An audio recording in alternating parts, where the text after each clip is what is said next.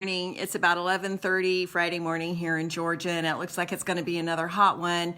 I'm glad I have the day off, and we'll be doing errands and all kinds of things like that. But I wanted to get the second installment of Living in the Overflow in the Middle of the Battle on the books, because God's given me something kind of significant to say this week. I started reading a book called, what's it called? Soul Keeping by John Ortberg, and one of the first things he talks about is time.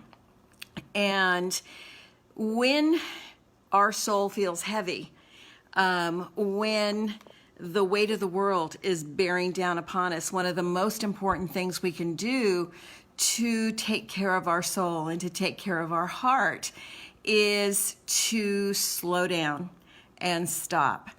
And not just to stop and do nothing. And I'll be talking about this a lot more later. At the core of taking care of our soul is our relationship with Jesus Christ. And just with any relationship, our relationship with Christ requires time. And I'll tell you, it can be a real battle. And so it's a matter of discipline. And it's not a discipline that is controlled by the mama finger. You've got to do this, but it's a discipline that's developed out of love and a desire for that relationship with Jesus Christ. So how do you create that space? How do you create that time? Well, Mary Kay Ash said, the founder of Mary Kay Cosmetics, if you don't have enough time in the day to get everything done, get up earlier. Okay, that's a struggle one for me. I was listening to a podcast the other day. A gentleman was interviewing this man in his 60s who runs these 24-hour races. You're never going to see me running unless it involves a fire. So I am not going to run a 24-hour race. But this man's approach to life was very encouraging and challenging. And he gets up at 4 o'clock in the morning. And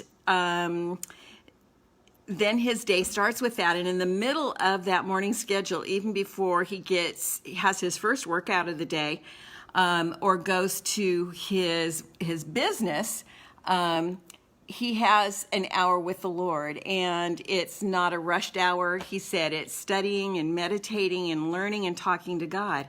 And that is so important to setting your soul at peace during the day. You have to create that space. It's not a space that's just going to pop up. In my own journey, one of the things that I really kind of liked about being laid off was that I could get up in the morning and spend as much time as I wanted to in my big blue chair, reading the Bible and reading books and learning and growing. And I think that is one of the things that helped me through that traumatic event, was just that special time with the Lord. And that is something that my heart craves.